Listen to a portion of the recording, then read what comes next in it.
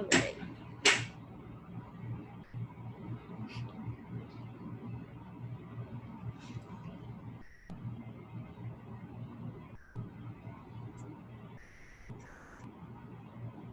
Okay.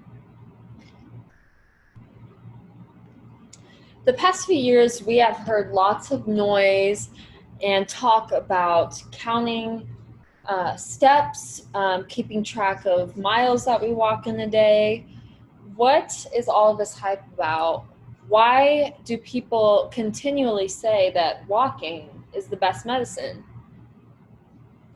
Well, I'm here to tell you that walking is actually a very, very good medicine and therapeutic way to manage a lot of health problems and issues. So there's such a push revolving walking because, for one, it is free, and two, it's very low risk. There's not a lot of stress happening on your body. It's very easy, non-intense, okay? Also, lots of people can access it. A majority of people are able to access the act of walking as a form of exercise. So what exactly are the benefits of walking as a means of fitness or health? Well, for one, it can help with weight loss. Walking daily can help with weight loss and managing the weight that you have lost already, keeping that number where you want it to be. Second off, it can also help with a number of physical health problems like cardiovascular health primarily, and overall help with your physical means. In addition to not just physical variables, it helps a lot with your mental health, walking does. So that's why I'm here today, is to talk to you about why walking should be such a valuable thing in your everyday routine. So the first thing I want to talk to you about is weight loss, right? Weight loss is something that a lot of people strive for. It's something that everyone wants to accomplish, but they might not have the means or the money to do so. So that's why walking is a great way, because it's free and a lot of people can access it.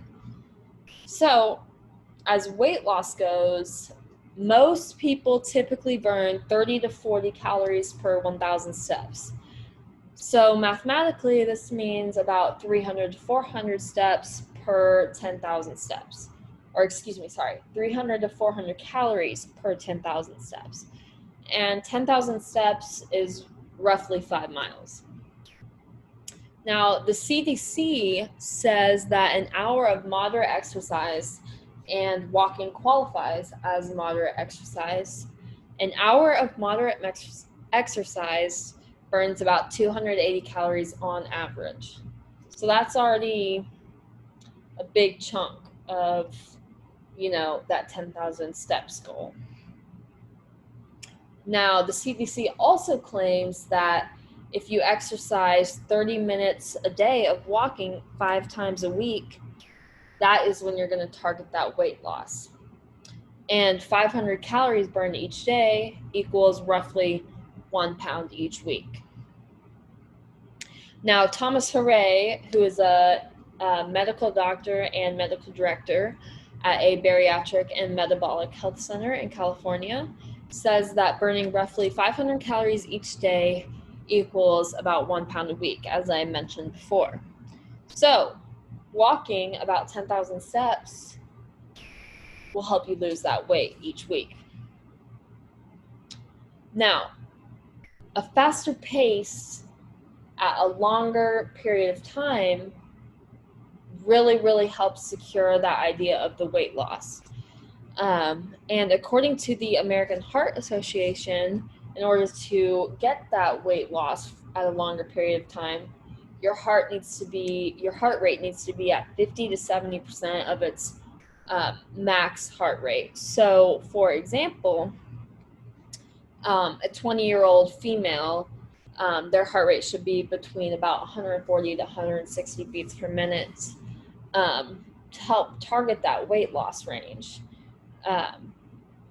And the really good thing about walking is that it's not going to put too much stress on your body, but you're still going to maintain that weight loss region. Another really good thing about walking is that it does not spike your cortisol levels. One thing about cortisol is that it is your stress hormone that's located in your brain. So I'm going to show you where that is located. It's located in your hypothalamus, and here's an image of where the hypothalamus is located.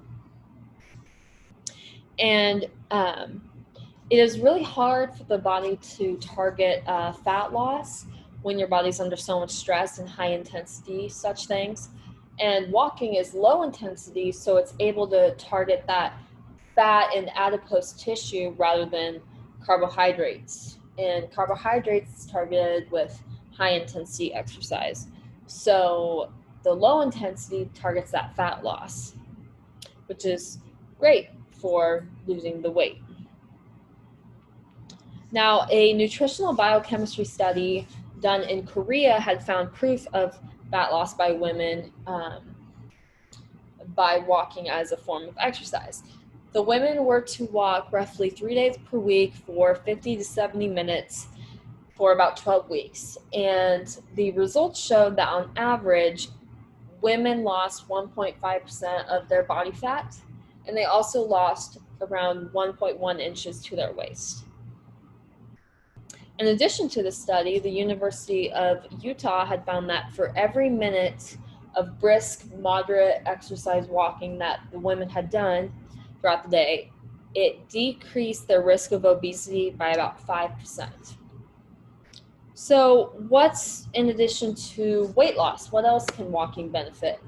Well, walking can benefit primarily cardiovascular health and really overall physical health. So the Mayo Clinic has claimed that walking every single day prevents or manages heart disease, strokes, high blood pressure, and type 2 diabetes. So as for cardiovascular health, that literally means using the heart as a muscle to exercise it. And there was a study done by the Department of Nutrition at the University of North Carolina, which found that those who walk roughly 30 minutes a day for 5 days a week at a moderate pace have about a 19% reduction rate in cardiovascular disease. Now, cardiovascular disease is shown to decline when the walking pace is strong and consistent over a longer period of time.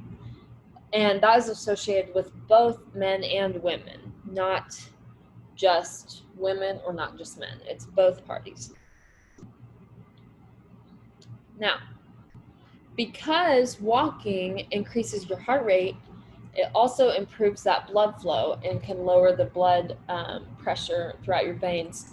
So when you're walking, it opens up those vessels and veins so it's not so constricted and helps reach blood to every part of your body very quickly. And it really increases the aerobic capacity of the heart when walking. Now, according to Harvard Health publications, walking for about 2.5 hours a week, roughly 20-30 minutes a day, can cut your risk of heart disease by 30%. And as for strokes, the definition of a stroke is damage to the brain from interruption of its blood supply to the brain, right? And so, according to WebMD, women who walked at a pace of 3 miles per hour or faster had a 37% lower risk of suffering any type of stroke. So that's a pretty significant number, right? And women who walked 2 or more hours a week had a 30% reduced risk of any type of stroke. A study of nearly 1,000 individuals who had had a stroke found that those who had been doing about 4 hours a week of light to moderate exercise had a significant amount of less severity of their stroke. So as you can see, walking and exercising daily helps reduce the severity of a stroke, or even reducing the chance of a stroke in general. Now, one study that happened in Sweden at the University of Gothenburg, the study author Catherine Sunnerhagen had said, our research suggests that even simply getting an amount of physical activity each week may have a big impact by possibly reducing the severity of a stroke. So any kind of physical activity is going to reduce that severity of a stroke. Now, as for blood pressure, the exercise lowers the blood pressure by reducing the blood vessel stiffness, as I was talking about earlier, and helps the blood so it can flow more easily. Now, according to Stephen McCullen, who is a medical doctor at the Mayo Clinic School of Medicine, walking lowers systolic blood pressure by roughly 4.11 millimeters of hemoglobin. And it also lowers diastolic blood pressure by 1.79 millimeters of hemoglobin. And the resting heart rate is decreased by 2.76 beats per minute. So obviously you can see how walking really does affect that blood pressure. There was a Korean study done on 23 men with pre-hypertension or hypertension in general, which is basically that high blood pressure is what hypertension is. Now, normal blood pressure is usually about 120 over 80. That's usually where it falls. And hypertension is about 140 over 90 or greater. Those with blood pressure readings between the normal and the high are regarded as the pre-hypertension. And the researchers had measured the men's blood pressure before and after a 40-minute brisk walking session, and they had found that the blood pressure had dropped significantly. The top number in the blood pressure reading dropped about 5 points after the 40-minute walk, and 3 points on the systolic and after a 40-minute walk. Now, as for type 2 diabetes, walking literally shrinks your abdominal fat, reducing your risk of diabetes. Excess fat around your abdomen can cause inflammation of the cells, making them a little more resistant to insulin. And if you didn't know, insulin regulates the control of blood sugar. Now, according to everydayhealth.com, walking for 30 minutes a day can reduce your risk of diabetes by 30%. And in a Duke University study, researchers had people with pre-diabetes, a common condition where your blood sugar is elevated, but not quite at the level where it counts as diabetes, walk briskly or jog for about 13 miles a week for 6 months. They discovered in this study that the walking group showed nearly 6 times greater improvement in their glucose tolerance, which meant that their cells were able to actually absorb that sugar that was needed. And a 2012 study of 201 people had found that type 2 diabetes patients that had walked an additional 2,600 steps each day lowered about 0.2% A1C. So, as you can see, walking definitely helps with type 2 diabetes as well. Now, finally, I would like to talk about the not just physical health benefits that walking has, but the mental health benefits that walking has. According to WebMD, walking regularly can help ease symptoms related to chronic mental health problems, mainly targeting anxiety and depression. And walking helps boost your mood because it increases blood flow and blood circulation to not only your brain, but the rest of your body. And it also has a positive influence on your hypothalamic pituitary adrenal axis, which is your central nervous system. And your hypothalamic pituitary axis is in control of your stress hormone, right? And when you walk for exercise, you are literally calming your nerves. So as I showed you before, where the hypothalamus is, you can see that it's in your brain, which helps with your stress.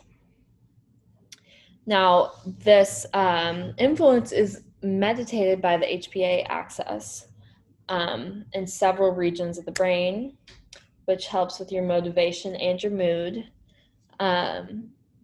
your response to stress, your memory, and overall, it's all about your mood and motivation. And according to a 2019 study published by a psychiatry known as the name of JAMA, walking for an hour a day or 15 minutes of running, if you would like to take a step further, it can reduce your risk in developing major depression. Study authors also found that you can lower your chances of becoming depressed by 26% for each increase in physical activity. So, as you can see, being active with your body can help with your mental health. So, in summary and conclusion, I want to really stress that walking is a great way to improve your health, both physically and mentally, and give you a way to exercise. And it's a way of an outlet for you. And it's free, it's accessible to a lot of people, and it's very low intensity and stress on your body. Walking is a great form of exercise because it helps with weight loss. It helps with cardiovascular health and other physical diseases, whether that's preventing or managing them. And it also helps with your mental health. So I would like to challenge you guys to walk as much as you can. Develop a really good walking program for each of you. Try to walk about 30 minutes to an hour each day to really improve your mental and physical health. And also work on setting goals that are appropriate for you, that are helpful for you. It's a marathon, but you know, you got to start somewhere, and walking is a great place to start. Thank you so much.